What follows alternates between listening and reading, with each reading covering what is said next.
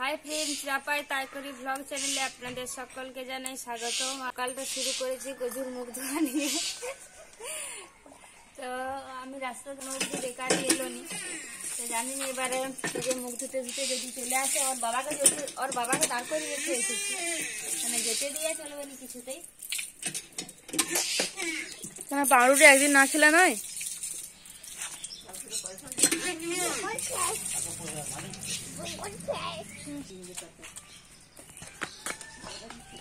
যা কি সরাচ্ছে এটা? একটু নুয়ে নুয়ে দিলে তবে তো ভালো, গাছের গোড়ায় গোড়ায় পড়বে। এদিকে যে গাঁদা গাছগুলো সবগুলোতেই কুড়ি দিয়ে দিয়েছে, প্রতিটা গাছগুলো বেড়েছে কম কিন্তু কুড়ি দিয়ে দিয়েছে। আর যে কফি গাছগুলো আছে এগুলোও বেশ বড় হয়েছে, ওই জন্য একটা ইউরিয়া 10-26 এসব দিয়ে দিচ্ছে সকালবেলাটায়। আর এদিকে মূলা গাছ আছে, মূলা গাছে আবার ফুল ফুটে গেছে। কি গো, খাবার দিচ্ছে, গাছের খাবার। ওগুলো গাছের খাবার না, এটা গাছের খাবার না। না, তো গন্ধ হয়ে যাবে, খেতে পারবি নি। তোর বাবা আছে, তোর বাবাকে ডাক, বাবাকে ডাক, এখান থেকে ডাক, চলে আয়। এতক্ষণ দাঁড়িয়ে থেকে থেকে বেকারি এলো, এরপরে খাচ্ছে। হ্যাঁ, রস দিয়ে পাউরুটি খাও, মিষ্টির রস দিয়ে। কি দিয়ে খেতে আছে বাবা? চা দিয়ে খেতে আছে। তা আমাকে একটু দিবে তো পাউরুটি? কেন দিবে নি?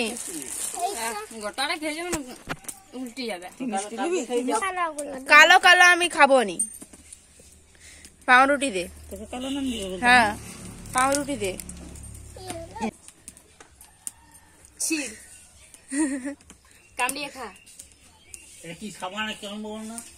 শীতকালে জবা ফুলগুলো একটু ছোট ছোট হয়, ওই জন্য প্রতিটা গাছে, মানে প্রতিটাতে শীতের জবাটা একটু ছোট ছোট।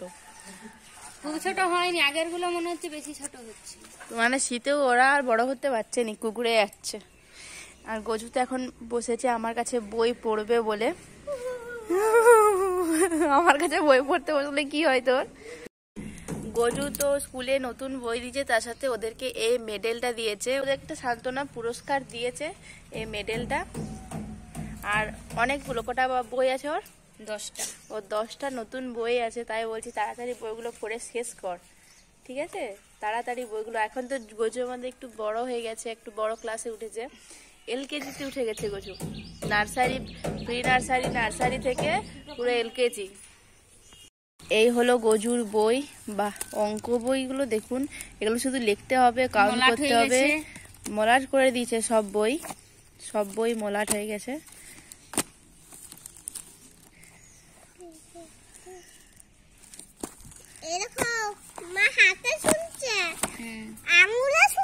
কোন বইটা পড়বে প্রথমে? আচ্ছা চল, একটা নতুন পড়া পড়ি আজকে। 4 1 5 5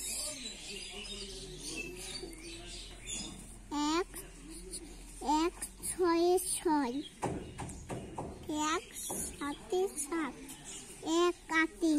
হ্যাঁ, 1 8 হবে। একটা ঠিক করে করো।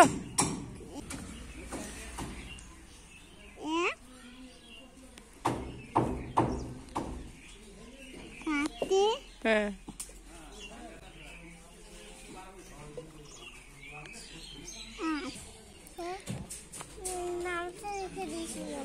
না দেখে নামটা লেখা হয়ে গেছে, একের ঘরটা লেখা হয়ে গেছে, কিন্তু এখানে তো কিছু কিছু ভুল হয়েছে। যেমন এই একটা একটু ঠিক করতে হবে, এই একটা, তারপর এখানে ঠিক আছে, এই একটা ঠিক করতে হবে, এখানে 10গুলো ঠিক করে করতে হবে। ঠিক আছে, এটা ভেরি গুড দিয়ে দিই নাকি? হ্যাঁ, স্মাইল। আচ্ছা, এ নাও স্মাইল, একটা স্মাইল এঁকে দিয়েছি, নাও হয়েছে। গজুকে তো দেখ কাজ করতে দিয়ে এসেছি, তুই তো পড়তে পড়তে উল্টে পড়ে গেলি। কেমন করে উল্টে পড়ে গেলি? কাজটা কর, আমি আসছি এখনই। দুটোকে বই পড়াচ্ছে আর আমি এদিকে শাড়িগুলো ইস্ত্রি করছি। দুটো শাড়ি হয়ে গেছে আর ওইটাকে ধরেছি। তো বেকার বসে থেকে লাভ নেই, ওই জন্য আমি বলি শাড়িগুলো গোছ করি। অনেক শাড়ি বাইরে বেরিয়ে আছে, সবকে ইস্ত্রি করে করে বাক্সে রাখতে হবে, নইলে নষ্ট হয়ে যাবে।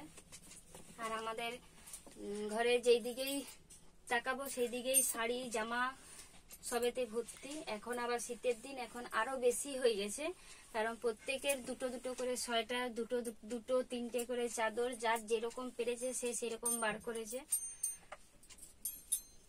তো আমি তো ইস্ত্রি করছি, এবার এটা হয়ে গেলে গজুকে খাওয়াতে হবে। আর মা আজকে সবার খাবার জন্য করছে ঘুগনি।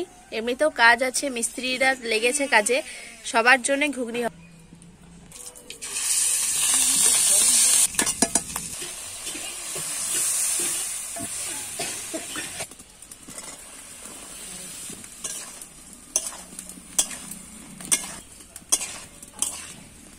সকালে তো অনুগড় গিয়েছিল মেজদির সঙ্গে দেখা করতে, তারপর বাজার গিয়েছিল। বাজার থেকে যে একটা বেশ সুন্দর কচি লাউ এনেছে, তো এই লাউটাই আজকে আমাদের বাড়িতে রেসিপি হবে। কি হবে, ওইদিকে তো চাল ভিজিয়েছে, আর এটা লাউয়ের পায়েস হবে। তো কখনো খাইনি, এবার খেয়ে দেখবো কেমন হয়। খাইনি, সত্যি কথা বলছি, খাইনি, এই প্রথম খাওয়া হবে লাউয়ের পায়েস। তো এটাই আমি এখন কাটবো, কেটে আগে থেকে ভিজিয়ে রাখলে ভালো আর কি। বেশ সুন্দর লাউটা, মানে কখন কাটবো, কেউ যদি কেটে দেয় বেশি মনটা ফসফস করবে, ওই জন্য আমি কাটবো ভালো করে।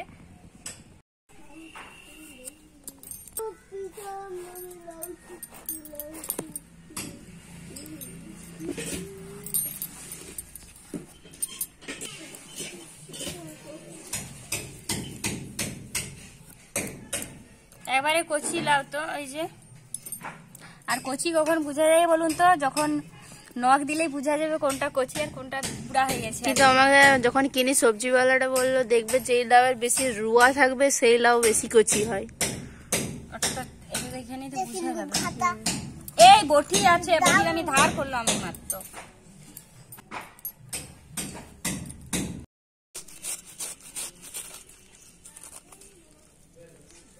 বাপন কি করতে হবে না? ওই তো না। আরে মনে নেই। আপন চলে উপরে।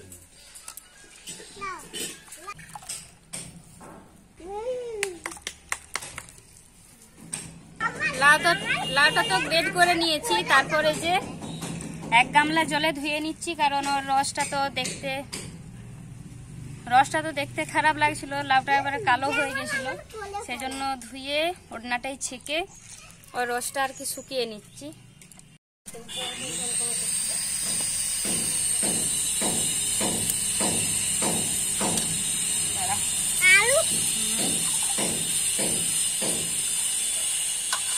কাদা হচ্ছে,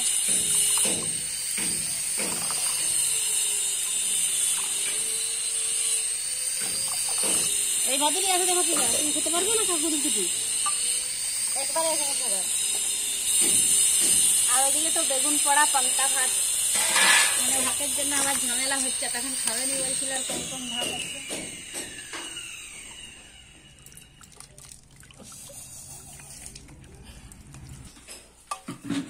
আপনাদেরকে তো দেখানো হলো যে এত বড় লাউ, কিন্তু লাউ রয়ে গেল একটা হাতের মধ্যে, 20 টাকার লাউ, তার আবার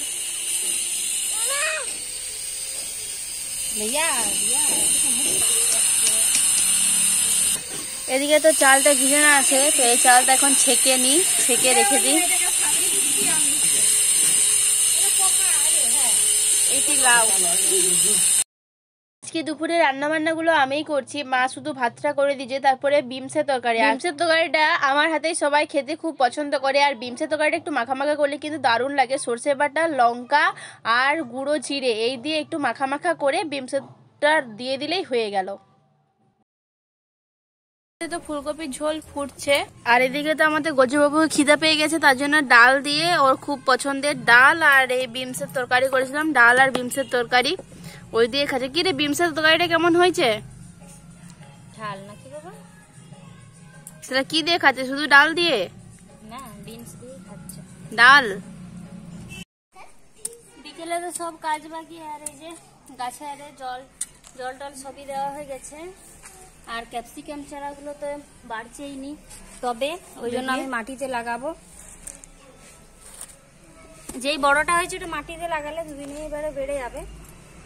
ওই গাঁদা গাছগুলো যেমন বেশি দিন লাগানো হয়নি, তারই মধ্যে কত বড় হয়ে গেছে, কিন্তু এর থেকে অনেক পেছনে লাগানো হয়েছে। এগুলো বাড়েই আসলে মাটিতে হলে তাড়াতাড়ি বেড়ে যায় গাছ, ওই জন্য আমি মাটিতেই লাগাবো। আর গাছগুলো মানে অনেক দিন হয়ে যাচ্ছে তাও বাড়ছে না।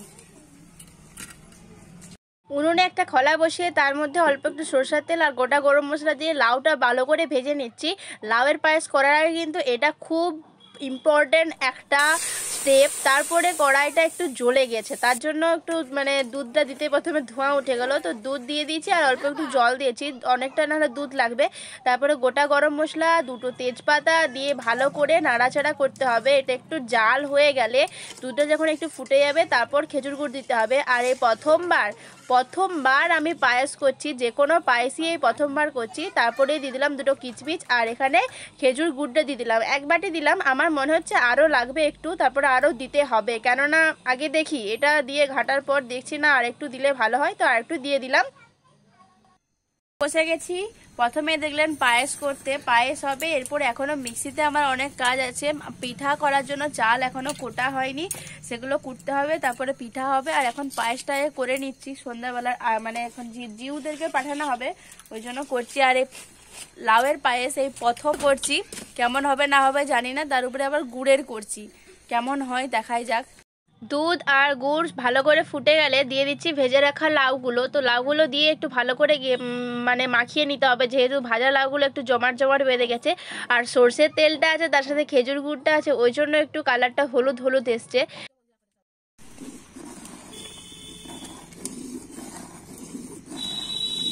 এইদিকে তো পায়েস পুরো রেডি হয়ে গেছে, তো এটা এভাবে রেখে দিচ্ছি এখন নামিয়ে। হচ্ছে তাওয়ায় তেল দিচ্ছি, দিয়ে এবারে সরু পিঠা যে ঢালছি।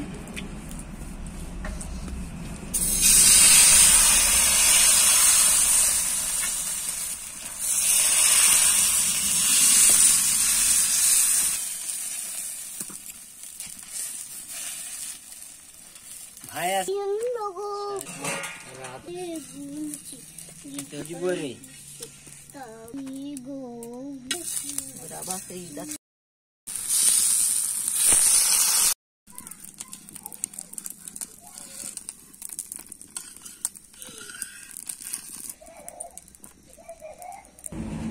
এক জামবাটি গন্না তো হয়েই গেল, এখনো এক জামবাটি বেড়াচ্ছে। যে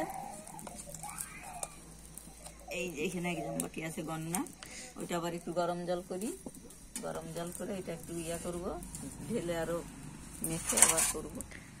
এটা এবারে গরম জল করছি, আরো মাখবো, মেখে আরো এক জামবাটি হবে। আর আজকে একটা নতুন জিনিস অনু করেছে কচি লাইয়ের পায়েস আর সরু চুগলি পিঠা। গজুকে তো বই নিয়ে বসিয়েছিলাম, বই পড়াচ্ছিলাম। এখন গজুর খিদে পেয়ে গেছে, যদিও এক কাপ মানে বড় কফি কাপের 1 কাপ দুধ খেয়েছে। তারপরে যে বলছে আমি একটা পিঠা খাবো, আমাকে পিঠা দাও। এখানে একটা নেই, এখানে 3টা আছে, আমিও খাবো। এখানে হ্যাঁ অনেক খেজুর গুড় আর লাউয়ের পায়েস নিয়েছি। তো গজু বলছে আমি গুড় দিয়ে খাবো, আমি লাউয়ের পায়েস খাবো নি, তাও দুবার দিয়েছি, বুঝতে পারেনি। তারপর দেখতে বলছে আমি এখন খাবো নি, আর এখনো টেস্ট করে দেখা হয়নি কেমন হয়েছে। আগে গজুকে খাওয়াই, তারপর খেয়ে দেখবো কেমন হয়েছে, দেখাই যাক।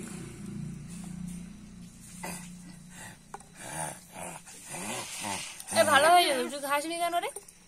সেটা তো ভালোই লাগছে। লাউয়ের পায়েস তো ভালোই লাগছে, এই প্রথমবার খাওয়া হলো। আমি ভাবলাম কেমন হবে না হবে, দেখছি ভালো লাগছে। ওকে बताओ না দেখি, ওই দেখো কে এসছে, দেখো